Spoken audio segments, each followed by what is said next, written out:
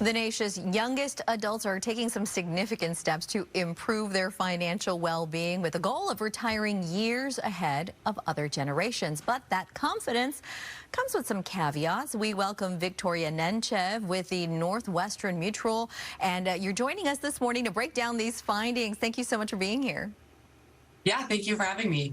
So you found that Gen Z workers plan to retire by the time they are 59 years old. How is that possible? Yeah, the thing that we found about Gen Z is they're doing a good job at breaking the mold. And what I mean by that is, there's a lot of misconceptions of, you need to have a certain amount of money to work with an advisor, or I'm too young to start thinking about retirement. And they're really not concerned about that. I think they're very future oriented, and we're just starting to see them save and seek guidance a lot sooner, build good savings habits sooner. So just building that discipline a lot sooner, I think, is what's going to bridge that gap between I want to retire early and actually making it possible. Right. So the pandemic was a very interesting time, especially financially, if you got to keep your job throughout that whole time. So how did this impact young adults' financial goals? Well, generally, we definitely saw some setbacks. Obviously, with somebody not having an income, whether it's for a few months or a year, it's definitely going to hinder their ability to save. But what we did find was more people seeking guidance, right? How to bridge those gaps, how to make up for it now.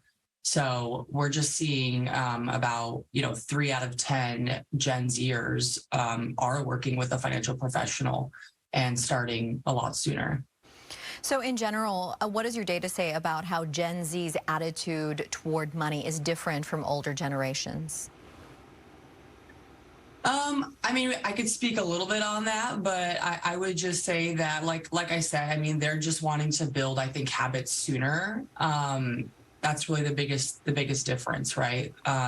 Maybe before they have responsibilities like kids and mortgage, they're starting to save and pay their future selves sooner. So what would you say to maybe some young people that are going to be watching this, entering the workforce, if their company offers them a 401k? What do they need to do? Yeah, I would say, first and foremost, it's really important to seek guidance. What I find a lot of people doing is picking a kind of a magic percentage and feeling as though, okay, 4% sounds good, or 5 or 8% sounds good. And successful retirement is really about, what do you specifically want retirement to look like?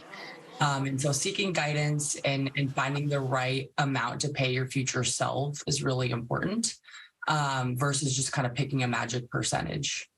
All right, Victoria with Northwestern Mutual, thank you so much for joining us today. Thank you. All right, have a great one.